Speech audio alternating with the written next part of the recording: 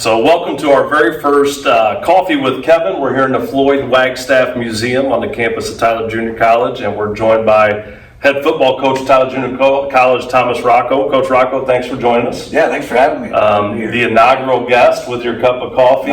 You could have done a lot better than that. I know you're a big baseball fan, so we went ahead and penciled you into the leadoff spot. So you got to get on base here for us and see if we can get this thing rolling. But let's start with December 21st, 2018.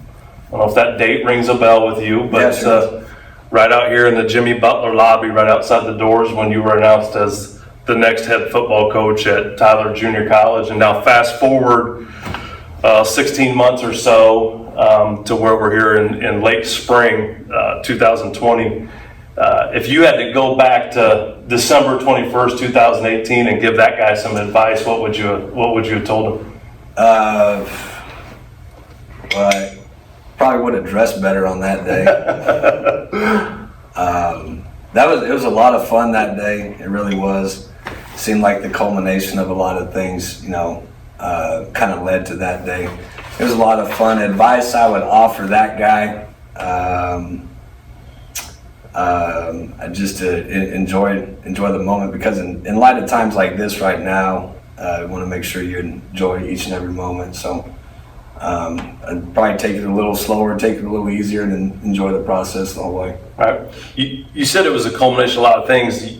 You're a young guy, but you got into this business really early. So you've been around the business. Tell us kind of how you got into coaching, where all that started, and that kind of journey to where we're at now. Well, I started coaching right after I got done playing at Fort Lewis College in Durango, Colorado, and got to go to work with a guy that I always call my football dad, Coach Ed Riffalato, and he's still out there coaching, and he gave me a shot.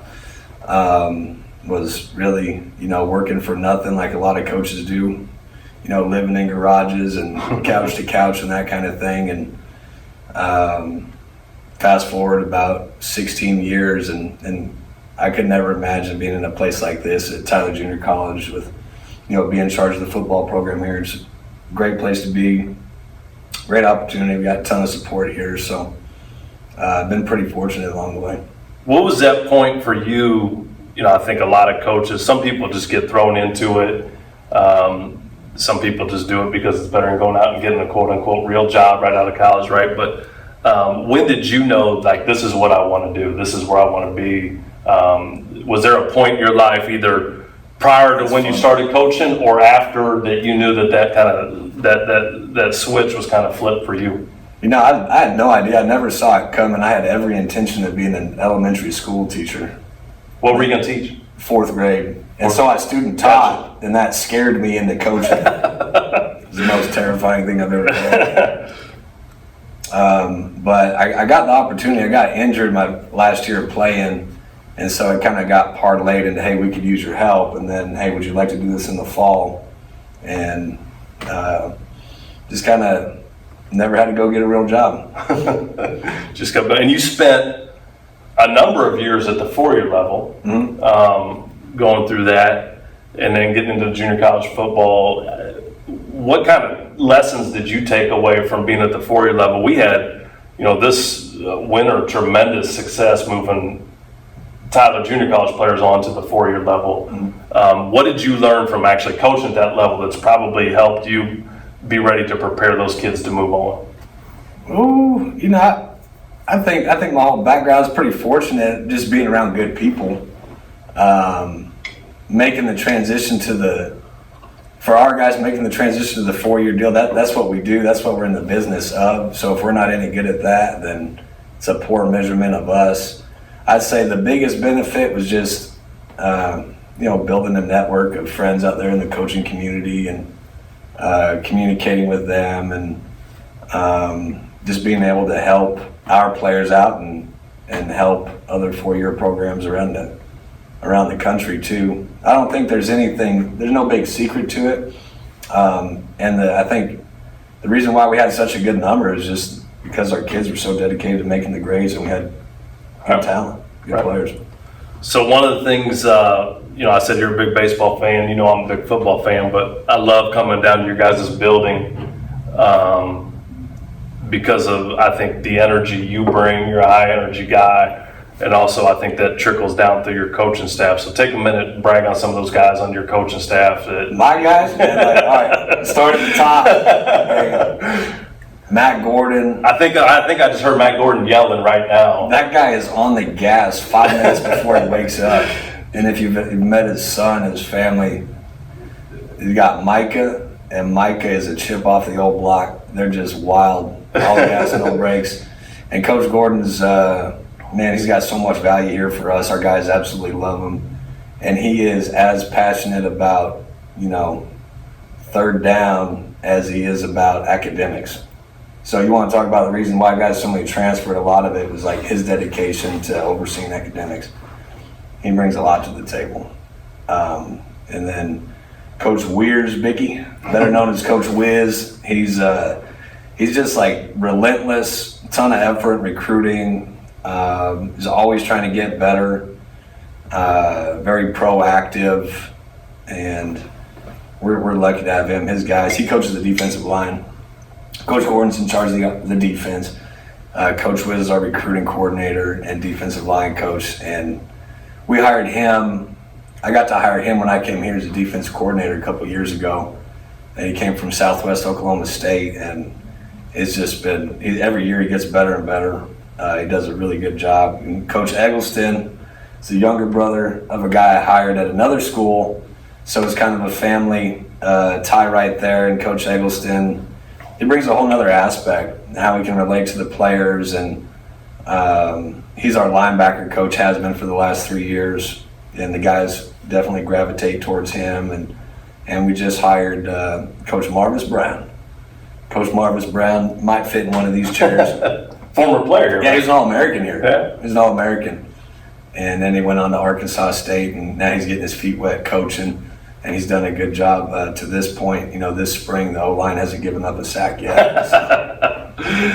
So, you talk about this spring as we sit here right now.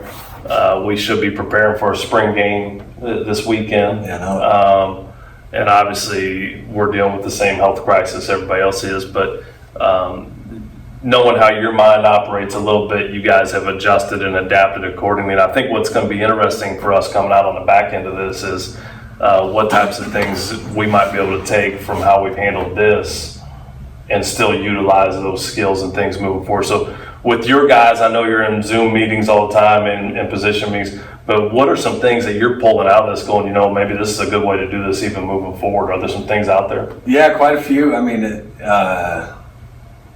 in preparation, I think one of the biggest challenges in junior college is to get whatever you're teaching offensively or defensively, to get it taught in a short amount of time so you can go out there and execute. And so now, you stumble upon having Zoom meetings where we go through our spring installation and teaching, and that's a tool we can use with the incoming freshmen. Sure. To kind of bring them up to speed, from here on out. So I'd definitely say that's one thing, for sure.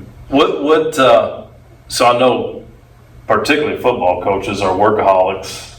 You watch film till all hours of the night and do whatever. Now that you've had a chance personally to take a step back with what we're going through, what kind of hobbies does Coach Rocco like to participate in? Are there things that you've gotten to do, or maybe new hobbies that you've created during all of this? Hopefully good ones. Yeah, man, built some planter boxes, planted some stuff, staying active. And, the big thing at first was you got all this extra time and you kind of get obsessive and you just want to go learn football. And so that, and it seems like the whole football community, the whole coaching community, athletic community is kind of drawn towards each other right now, and sharing a bunch of info and being really helpful and open to that. And that was really good for the first month. And now it's kind of like there's so much info out there, you got to make a decision, decide what you want to do. Right. But yeah, I guess I need more hobbies. Well, I think it's funny because I've said this a couple times. The athletic director is doing the same thing, and in a time of quote-unquote social distancing, we're probably going to be more connected than ever. We're actually probably doing a better job of reaching out to other people and bouncing ideas. So it's kind of interesting that happens. Let's talk for a minute about the landscape of football in general. As we record this, the NFL drafts tonight, things like that. You hear all of this talk about concussions and head and neck injuries and how, football is going to be a dying sport. But at the same time, I don't know if the NFL has ever been more popular. The NCAA national championship game viewership was up 4%. The junior college national championship game is now on CBS Sports network. And so, where do you see the game of football right now? Certainly in the state of Texas, it's still a big deal, but just generally speaking, the landscape of football, what the future looks like for the sport. I think it's great. It's getting safer every year. I remember it was about 8-9 years ago, and Pete Carroll came out with his tackling system, and that right there was like a milestone in football coaching, because it broke a lot of traditional thought in how you're going to go approach a tackle, how you're going to approach a block. And it was led by Pete Carroll, big name, and it trickled down the whole way. And you're still seeing that effect. So the NFL is kind of leading the way in terms of player safety. A lot of fans are upset about it, but the goal is to continue to play the game in a safe way. And you saw guys like halfway through the season in the NFL, the rules on the quarterback are the rules on the quarterback, and they're either going to play by them or they're not. And they did. And it led to gains in popularity. So I think football is strong, and it's doing really well in East Texas. Sure. Well, and it's doing really well at Tyler Junior College with Coach Thomas Rocco. Thanks for joining me. The first time ever on Coffee Talk. You were the leadoff man. I know you hit at least a single. Maybe steal second base, and we'll see if we can drive you home from here. So, thanks for having me. Thank you. Appreciate it.